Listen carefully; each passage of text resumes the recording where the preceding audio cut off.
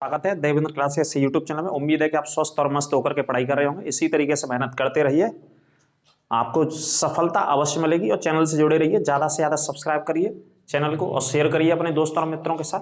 बहुत important topic है। Topic है हमारा संविधान का। आज का टाइटल से थंबनेल से आपने देख लिया होगा।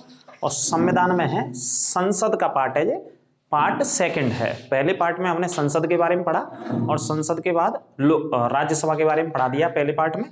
सेकंड पार्ट है ये, और इस सेकंड पार्ट में आज हम चर्चा करेंगे लोकसभा के बारे में। और एक तीसरा पार्ट भी इसका लेकर के आएंगे, है ना, क्योंकि दो पार्टों में कंप्लीट नहीं कर सकते इस पार्ट को। तीसरा भी पार्ट आपके लिए बनाएंगे, तो अच्छे से नोट्स बनाते चलिए, अंत तक मेरे साथ जुड़े रहें इस क्लास में। कोई शक समस्या आपको लगे तो कमेंट करके आप अपनी समस्याओं को, शंकाओं को दूर कर सकते हैं। तो देखते हैं लोकसभा के बारे में। तो पहले समझ लीजिए, देखो हमारा जो संसद है वो 3 अंगों से मिलकर के बना है। कितने अंगों से भैया? 3 अंगों से।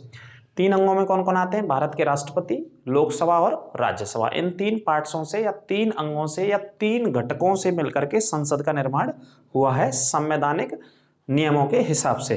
ठीक है, तो राज्यसभा के विषय में हमने कल की क्लास में पढ़ा दिया है। आज लोकसभा के बारे में बात करते हैं। तो लोकसभा जो सदन है उसे निम्न सदन बोलते हैं या अस्थायी सदन बोलते हैं। निम्न या अस्थायी सदन इस वजह से बोलते हैं कि लोकसभा हर 5 साल बाद क्या हो जाती है? समाप्त हो जाती है और पुनः नई लोकसभा का गठन होता है। हर 5 साल बाद क्या हो जाती है? लोकसभा विघटित हो जाती है। ठीक है, और विघटित करने का अधिकार किसके पास है? भारत के राष्ट्रपति के पास। या यूं कह लीजिए कि हर 5 साल बाद लोकसभा समाप्त हो जाती है और नई लोकसभा का गठन होता है। इस वजह से इसे निम्न सदन कहते हैं। और उच्च सदन किसे कहते हैं? राज्यसभा को।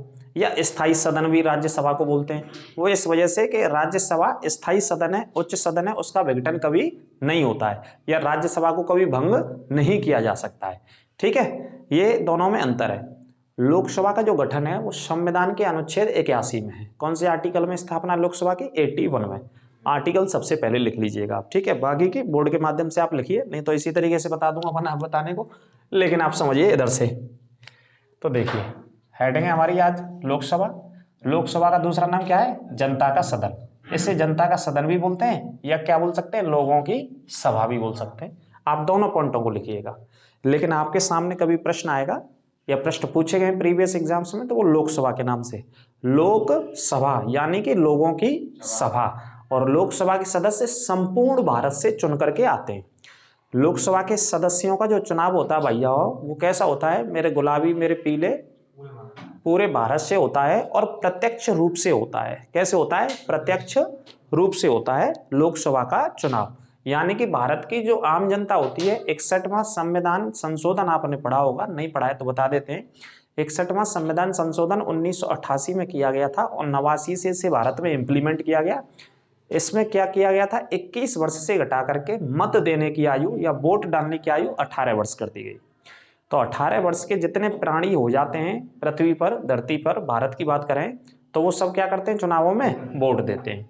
तो लोकसभा का चुनाव भी किस आधार पर होता है? वयस्क मताधिकार के आधार पर होता है। जो कि ये व्यवस्था, वयस्क मताधिकार की व्यवस्था किस में है? आर्टिकल 326 में।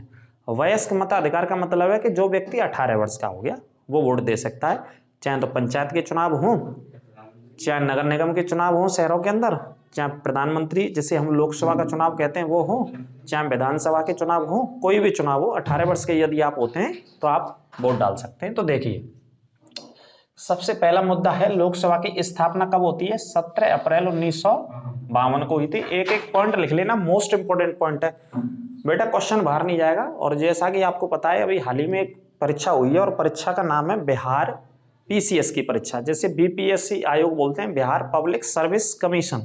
ठीक है, वो अभी हाल ही में एग्जाम हुआ है और हमने पिछले 1-2 महीने के अंदर या करंट अफेयर्स की अपनी क्लास के माध्यम से या ऑफलाइन सेंटर के माध्यम से जो बच्चों को क्लासें पढ़ा रखी हैं, उनसे आप क्वेश्चन और पेपर मिला के देख लो, डिक्टो क्वेश्चंस वही आ रखे हैं। मॉडर्न हिस्ट्री के क्वेश्चन लगभग 13-14 ऐसे क्वेश्चन हैं और पूरे टोटल तकरीबन 17 या 18 क्वेश्चन है बिहार पीसीएस में। उसमें से 13-14 ऐसे क्वेश्चन है जो बच्चों को पढ़ा रखे हैं हमने यहाँ पे। डिक्टो आप वहां से सॉल्व कर सकते हो, सेकंड लगेगी आपको आंसर ढूंढने में उसका। ठीक है, ज्योग्राफी के उठा लीजिए, संविधान के उठा लीजिए, 150 नंबर का क्वेश्चन था। हम तैयारी तो आपको जो करा रहे हैं, आप किसी भी लेवल के लिए पढ़ सकते हैं हमारी क्लासों को। जरूरी नहीं है कि आप पुलिस के लिए पढ़ें, कि एसएससी जीडी के लिए पढ़ें, कोई समीक्षा अधिकारी का पेपर दीजिए, या कोई भी लेवल के लिए आप पढ़ सकते हैं। उस स्तर पर मैं पढ़ा रहा हूँ। तो तकरीबन 65 से 70 क्वेश्चन ऐसे हैं जो मैंने पिछले 1-2 महीने के अंदर पढ़ाए हुए हैं ऑफलाइन सेंटर में और ऑनलाइन भी। आप मिला के देख लेना पेपर को, जिनके भी पास हो पेपर, ठीक है। तो ये गारंटीड है कि हमारे द्वारा जो पढ़ाया हुआ है वो आपके पेपर में 100% आएगा। इसके लिए आप एग्जाम देख सकते हैं, पेपर दे सकते हैं। तो स्थापना कब हुई थी? 17 अप्रैल 1952 को। दूसरा पॉइंट है लोकसभा की पहली बैठक कब हुई? 13 मई 1952 को। तो देखो स्थापना आ जाए तो क्या तारीख है इसमें? 17 अप्रैल, और पहली बैठक आ जाए तो 13 मई। वर्षों में कोई अंतर नहीं, 1952 और इधर भी 1952, बस महीने में अंतर है। पहले 17 अप्रैल, उसके बाद अप्रैल के बाद कौन सा महीना आता है? मई। तो 13 मई को पहली बैठक हुई। अब पहली बैठक कौन सी हुई होगी? जो पहली सरकार चुनी गई।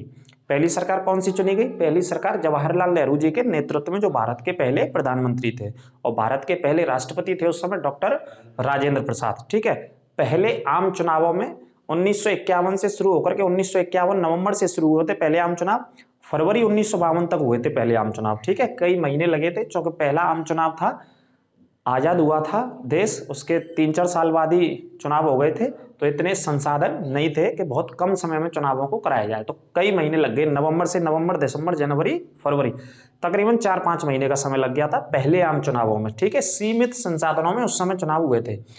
तो उस समय जो लोकसभा की सीटें थे वो 489 सीटों पर हुआ था पहला लोकसभा का चुनाव, ठीक है। और पहले लोकसभा के अध्यक्ष कौन चुने गए? फटाफट से कमेंट बॉक्स में बताइए, फिर मैं आपको बताता हूं आगे क्लास में सबसे पहले लोकसभा के अध्यक्ष।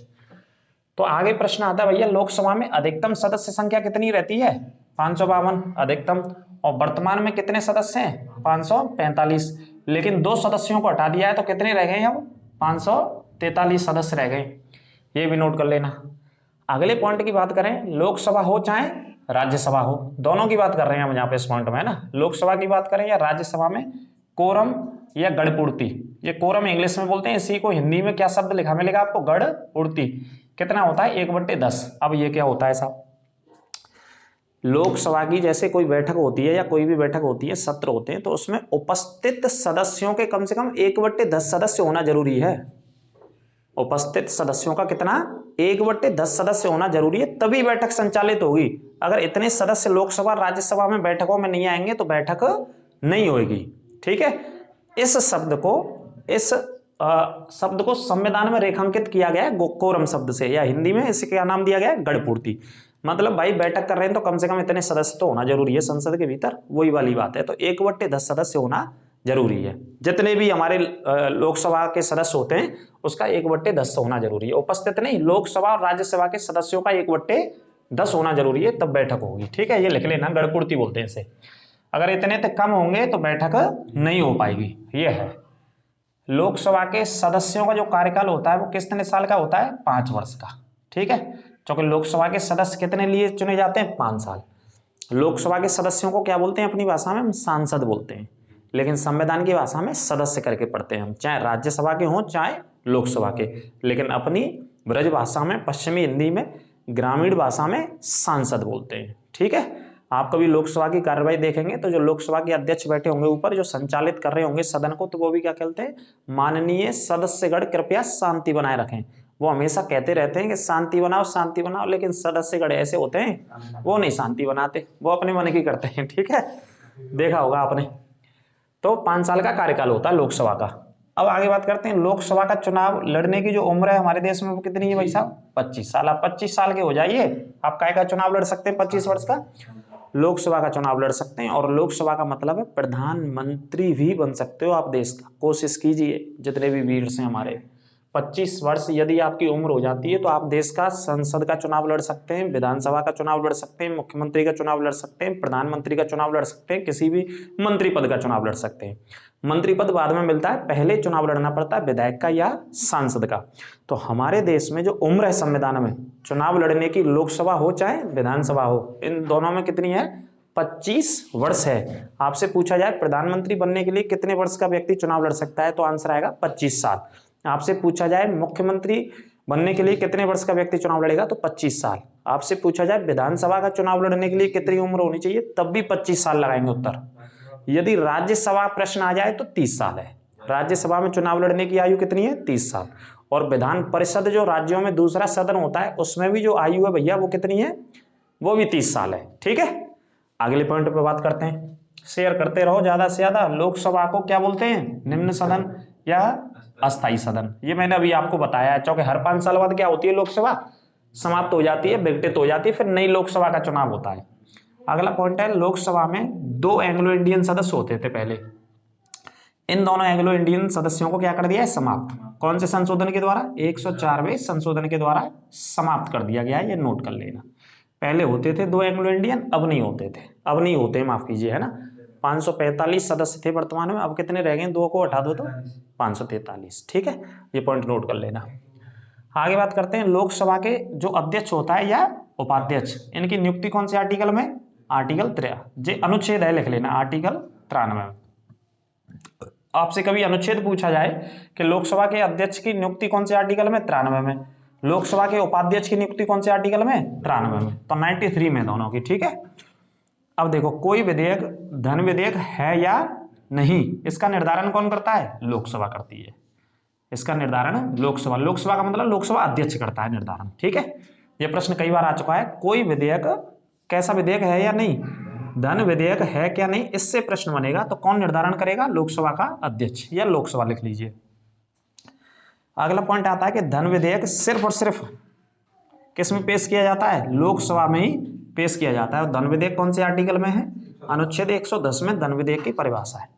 पूछा जाता है कि भैया धन विधेयक इनमें से कौन से सदन में पेश किया जाता है। ठीक है, तो धन विधेयक कौन से सदन में, केवल लोकसभा में पेश किया जाता है। धन विधेयक सबसे पहले जो लाया जाता है वो राष्ट्रपति की मतलब राष्ट्रपति की सिफारिश के बाद लोकसभा में रखा जाता है सबसे पहले, या लोकसभा में पेश किया जाता है। धन विधेयक की जो परिभाषा है वो आर्टिकल 110 में है। अभी जो विधेयकों की क्लास आएगी वो अगली क्लास में चर्चा करेंगे, सारे विधेयकों को बताएंगे, वित्त विधेयक बताएंगे, धन विधेयक बताएंगे और साधारण विधेयक, इनमें क्या क्या डिफरेंसेस होते हैं, क्या अंतर होते हैं, कौन सा विधेयक कौन से सदन में पेश किया जाता है, ये सारी चीज बताएंगे आपको बिल्कुल ईजी और सरल भाषा में। ठीक है, संविधान की बॉटम भाषा, लेकिन आपको सरल भाषा में बताएंगे। आगे बात करते हैं, संयुक्त बैठक की अध्यक्षता कौन करता है, लोकसभा का अध्यक्ष। कौन से आर्टिकल में, आर्टिकल 118 में। आर्टिकल 118 का एक क्लॉज लिखा हुआ है, इसमें लोकसभा का अध्यक्ष बैठक की अध्यक्षता करता है, संयुक्त बैठक की अध्यक्षता। कौन सी बैठक, संयुक्त। और संयुक्त बैठक भैया किसे कहते हैं,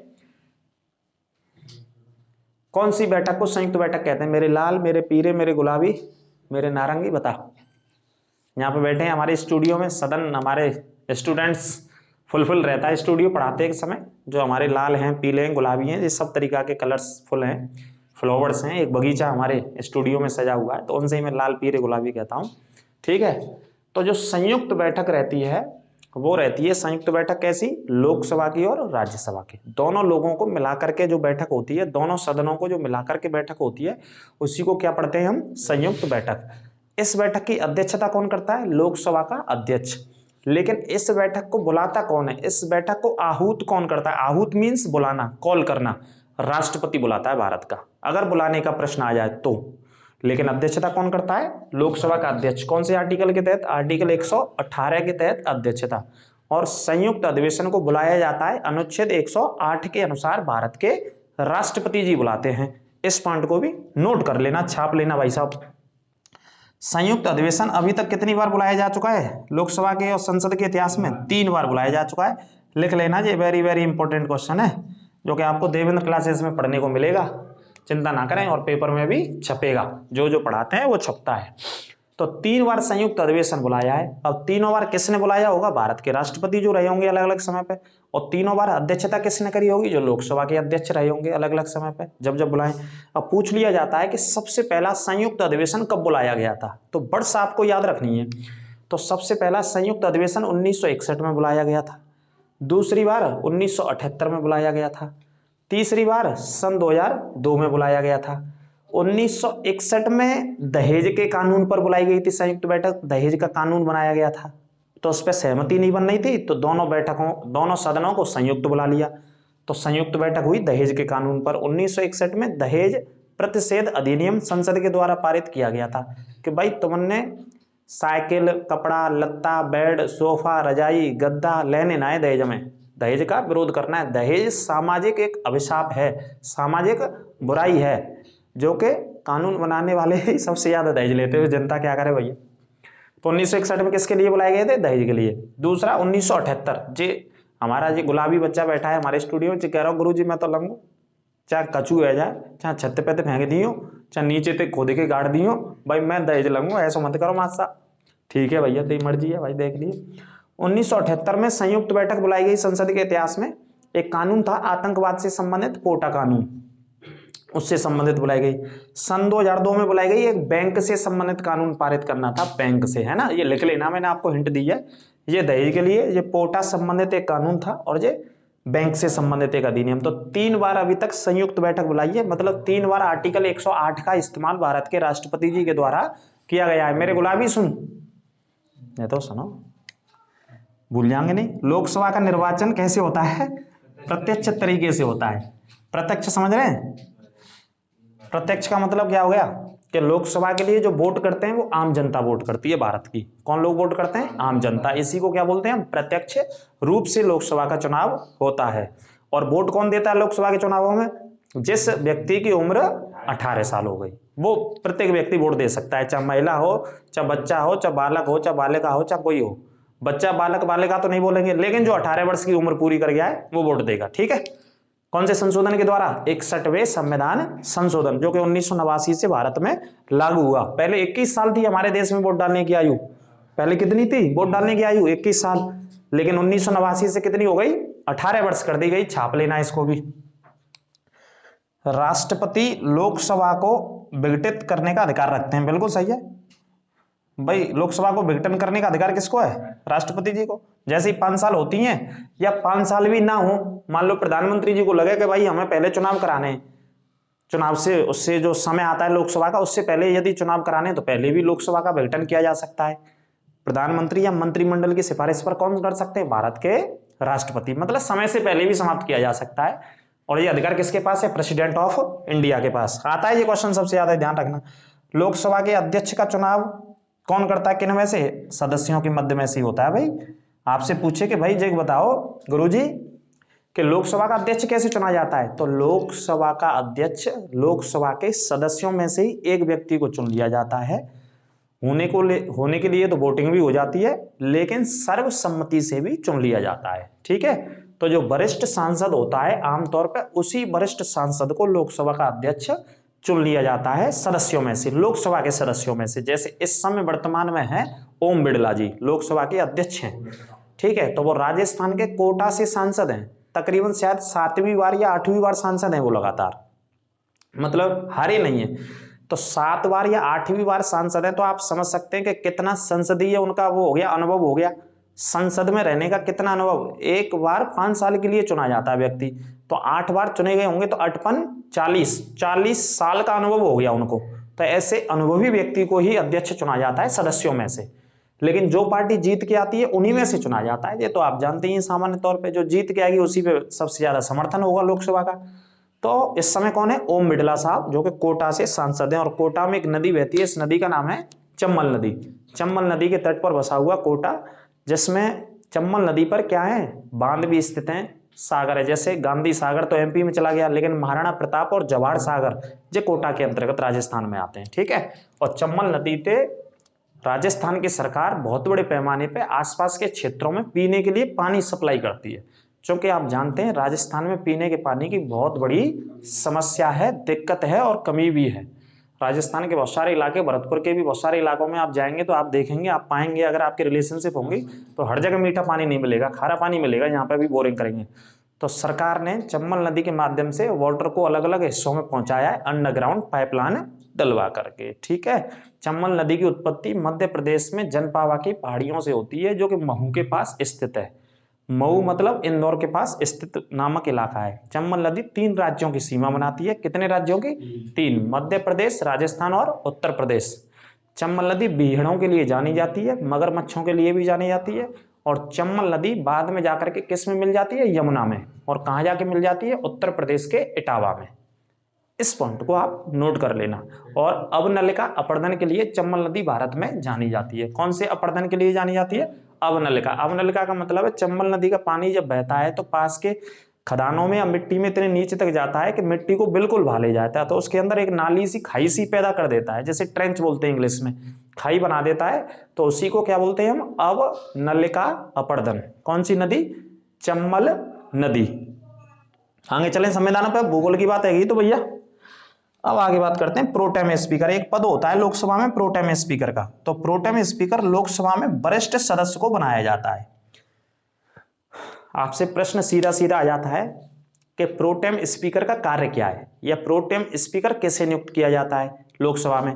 तो प्रोटेम स्पीकर, सुनो पहले आप एक पॉइंट लिख लेना, मैंने तो सिर्फ इतना लिखा है, प्रोटेम स्पीकर लोकसभा में वरिष्ठ सांसद को या वरिष्ठ सदस्य को नियुक्त किया बनाया जाता है। तो जैसे लोकसभा खत्म होने को है, अब जैसे 2024 आएगा तो 2019 में चुने गए थे प्रधानमंत्री, तो 19 से 24 को 5 साल हो जाएंगे, तो लोकसभा समाप्त होगी 5 साल के बाद। तो जैसे ही समाप्त होगी और समाप्त होने के बाद जब चुनाव होकर के आएंगे नए, और जो नए सांसद या पुराने सांसद जीत करके आएंगे, तो उस समय क्या होता है कि एक अलग से स्पीकर उसमें नियुक्त किया जाता है, जो नए सदस्य आते हैं उनको सिर्फ शपथ दिलाने के लिए। प्रोटेम स्पीकर क्या करता है, नए सांसदों को या सदस्यों को शपथ दिलाता है, नई लोकसभा के सदस्यों को जो चुन करके आएंगे नेक्स्ट 2024 में। एक उदाहरण के तौर पे 24 ले रहा हूं मैं। तो प्रोटेम स्पीकर कौन होता है, प्रोटेम स्पीकर लोकसभा के सदस्यों में से वरिष्ठ व्यक्ति को चुन लिया जाता है। आमतौर पर होता है ऐसा है कि विपक्ष के नेता को भी बना दिया जाता है, जो वरिष्ठ सांसद होता है। किसको बना दिया जाता है, जैसे पिछले अगर लोकसभा में देखें तो कमलनाथ को बनाया गया था शायद 2019 में, मेरे ख्याल से। कमलनाथ जो कांग्रेस के वरिष्ठ नेता हैं, मध्य प्रदेश के छिंदवाड़ा से आते हैं, वो जो मध्य प्रदेश का छिंदवाड़ा है, अभी वो अपने विधानसभा की वहां की राजनीति कर रहे हैं मध्य प्रदेश की।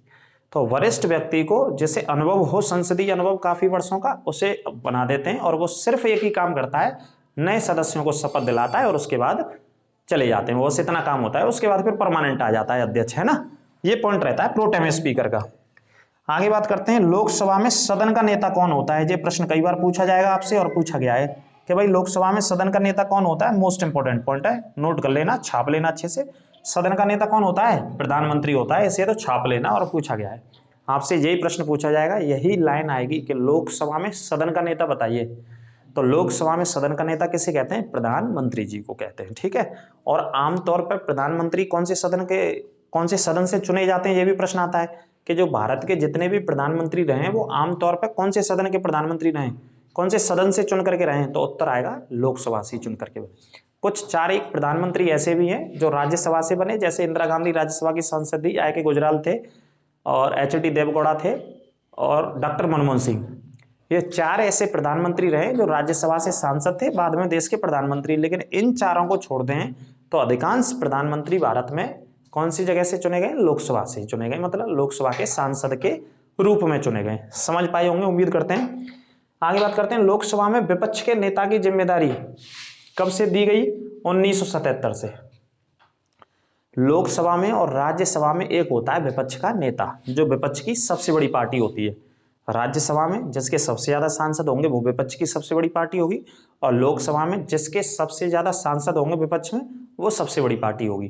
तो ये दर्जा कौन सी वर्ष में दिया गया था, 1977 में।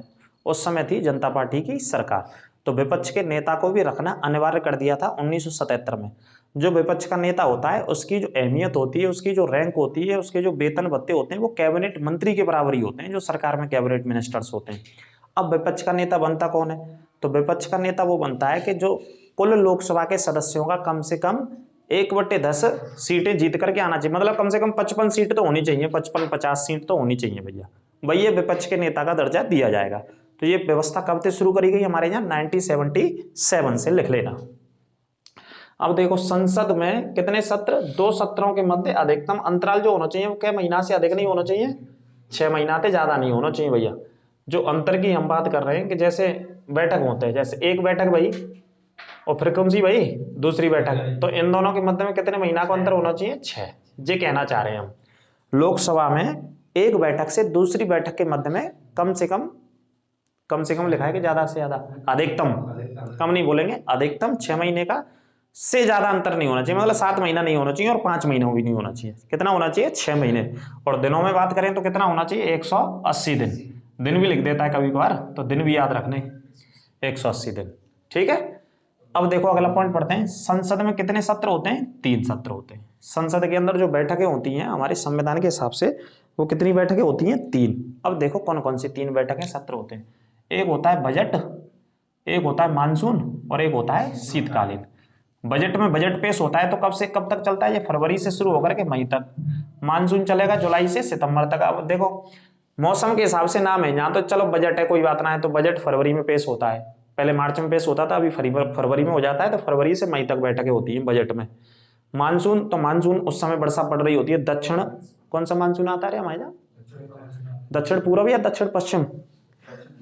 दक्षिण पश्चिम मानसून से जब वर्षा होती है, जो केरल से आता है, केरल से पहले अंडमान निकोबार से शुरू होता है, वो अंडमान निकोबार से आते आते केरल आता है, और केरल में 1 जून को पहुंचता है, ऐसा हमारे मौसम वैज्ञानिकों का मानना है। तो वहां से शुरू होकर के पश्चिमी घाट में वर्षा करता हुआ जब ऊपर नॉर्थ इंडिया की तरफ बढ़ता है, तो वो मानसून का समय कहलाता है। उसी को मानसून सत्र भी कह देते हैं यहाँ पे। जो संसद के अंदर एक शब्दावली है, जुलाई से सितंबर तक चलता है, और शीतकालीन मतलब सर्दियों में जो नवंबर से दिसंबर। तो कितने सत्र हो गए? 3 सत्र, याद रखिएगा संसद में, ठीक है? कोई दिक्कत हो तो पूछिएगा। लोकसभा को भंग करने का अधिकार किसके पास है? जे उत्तर तुम बताइएगा, ये खाली जगह छोड़ दी है हमने पहले ही। लोकसभा को भंग करने का अधिकार अध्यक्ष के पास रहता है या भारत के राष्ट्रपति के पास रहता है? इसका उत्तर आप दीजिए। ये रिक्त स्थान पहले ही छोड़ दिया आपने, है ना। लोकसभा को भंग करने का मतलब है कि लोकसभा के कार्यों की समाप्ति कर देना। लोकसभा में कोई भी बिल चल रहे हो, कोई भी अधिनियम चल रहे हैं, वो भी समाप्त हो जाएंगे ऑटोमेटिकली जैसे ही लोकसभा भंग होगी तो, ठीक है। फिर जब नई लोकसभा चुनी जाएगी तभी सब काम करेंगे, दोबारा से लाने पड़ेंगे वो। आगे बात करते हैं वर्तमान लोकसभा का अंतिम सत्र। जी बड़ा बढ़िया क्वेश्चन है, और आ जाए तो बढ़िया, लेकिन बड़े बड़े एग्जाम्स में पूछा गया है, आएगा ही, टेंशन ना लो। वर्तमान लोकसभा का अंतिम सत्र, जैसे इस समय लोकसभा चल रही है, तो इस लोकसभा का जो अंतिम सत्र होगा, जो लास्ट की बैठक होगी, और नई लोकसभा जो चुनी जाएगी वह की पहली बैठक होगी, इन दोनों के बीच का जो समय होगा अंतिम सत्र का, और जो नई लोकसभा में चुन के लोग आएंगे उसके बीच का समय, उसके मध्य का समय क्या कहलाता है संसद में? उसे बोलते हैं लैम डेक सत्र। कौन सा डेक? Lamb deck. डेक होता ना जैसे बजाते का लाल डेक लिया बाय बजाएंगे, कौन से गाने? खाए के पान, कौन सा? अमिताभ बच्चन को गाने में कौन सा? बनारस का रसवाला। तो क्या बोलते हैं? लैम डेक सत्र कहलाता है, ठीक है, नोट कर लीजिएगा। आगे बात करते हैं, देखो संसद में 11 से 12 बजे तक का जो समय होता है वो क्या कहलाता है? प्रश्नकाल का समय होता है। इसमें क्या होता है कि प्रश्न पूछे जाते हैं। प्रश्न भी 3 प्रकार के होते हैं, पूरक प्रश्न होते हैं, अनुपूरक प्रश्न होते हैं, और अल्पकालिक प्रश्न होते हैं, ठीक है। ऐसे करके जो प्रश्न होते हैं, जो तीसरी क्लास में अगर चाहेंगे तो डिटेल में बताएंगे ना, है ना। लेकिन हाल फिलहाल आप याद रखो कि 11 से 12 का समय क्या कहलाता है? प्रश्नकाल। इसमें जो सांसदगण होते हैं वो क्या पूछते हैं? प्रश्न पूछते हैं। किनसे? मंत्रीगणों से पूछते हैं प्रश्न, कि भाई अलग अलग समस्या रखते हैं अपनी अपनी। जैसे किसी को अपने यहाँ ट्रेन रुकवानी है, कोई सुपरफास्ट अपने इलाके में, किसी को सिंचाई मंत्री से बात करनी है तो अपना प्रश्न पूछते हैं, है ना। किसी को सड़कों को लेके बात करनी है तो वो सड़क वाले मंत्री से पूछेंगे। तो प्रश्नकाल होता है, प्रश्न पूछे जाते हैं इसमें 11 से 12। और शून्यकाल का समय 12 से 1 होता है, इसमें उत्तर दिए जाते हैं आमतौर पर मंत्री जी के द्वारा। शून्यकाल की व्यवस्था हमारी द्वारा शुरू की गई है, हमारी संसद की शब्दावली है, संसद के द्वारा शुरू की गई है ये व्यवस्था, ठीक है। अगला पॉइंट है, प्रत्येक आम चुनाव के पहले सत्र एवं मौद्रिक वर्ष के पहले सत्र में राष्ट्रपति सदन को क्या करते हैं? संबोधित करता है भाई साहब राष्ट्रपति। तो इस प्रस्ताव का सदन में पारित होना आवश्यक भी है।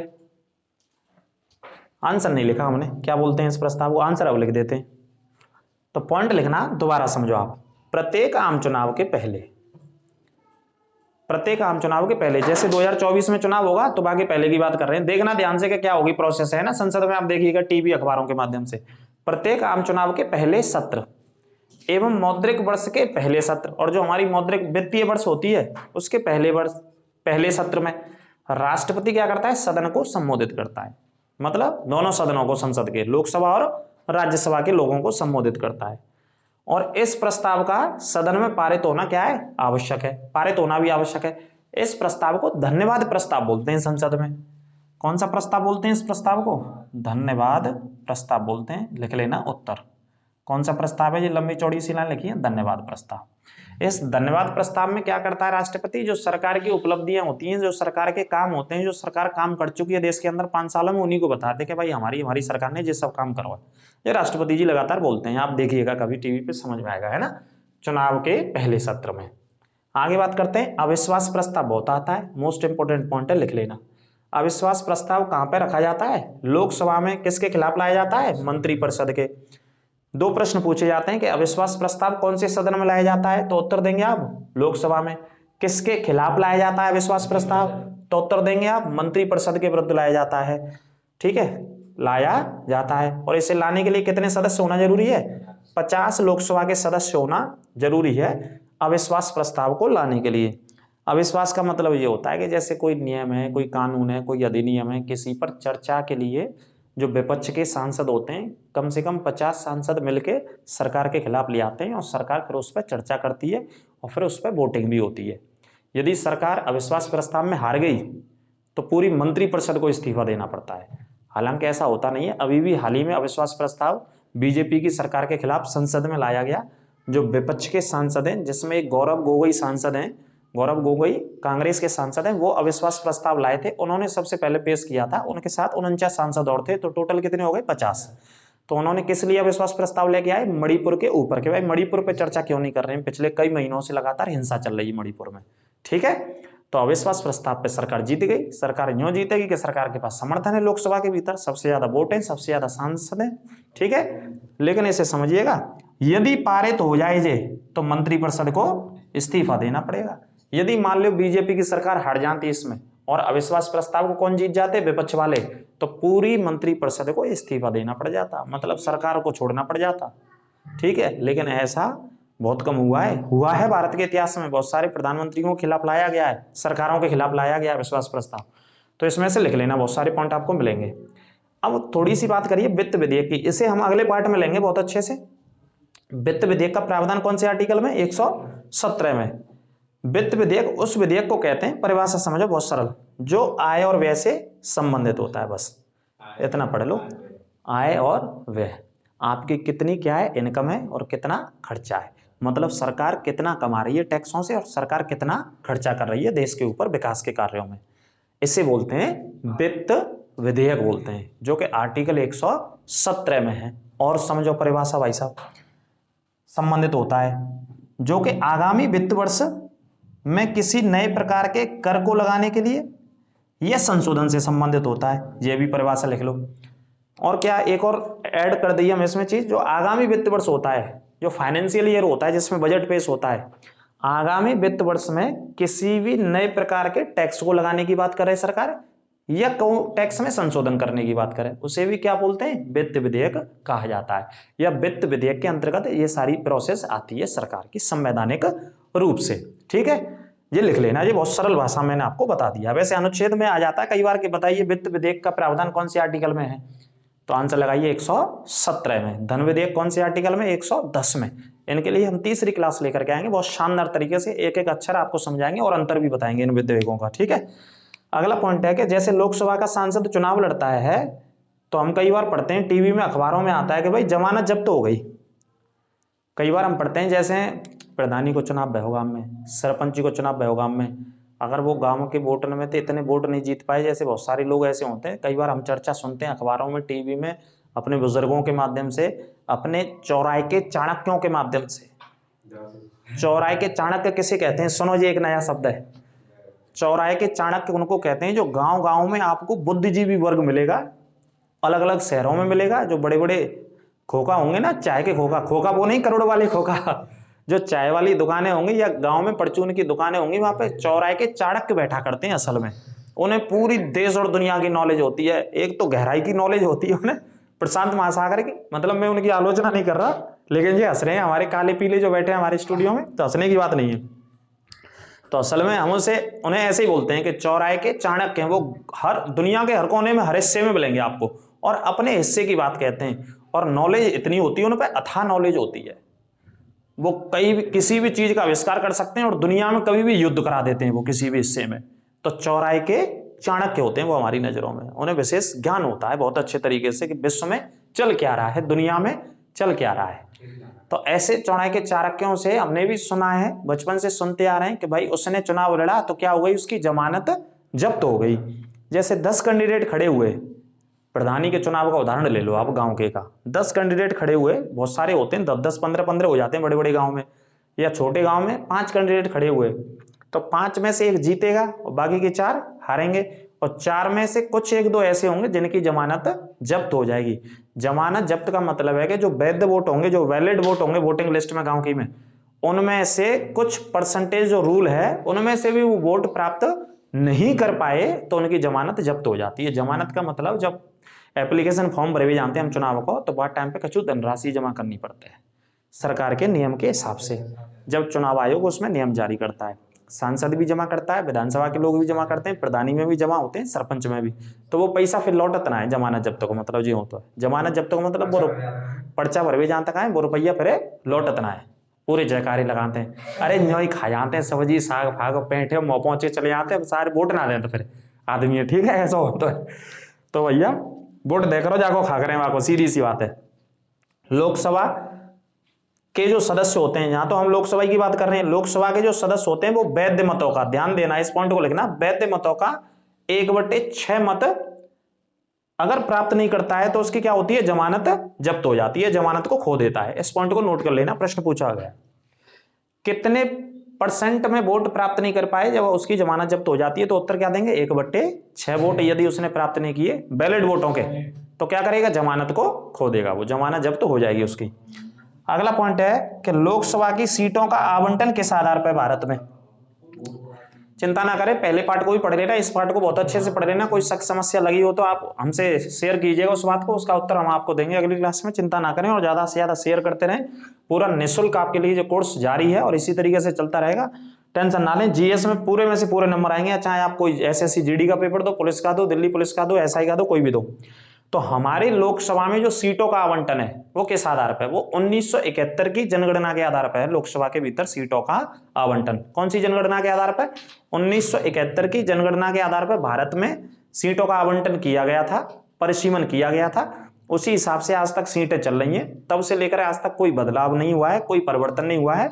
जितनी सीट 1971 में थी उतनी सीट अब है 2023 में। इनका बदलाव कब होगा, 2026 में जाके।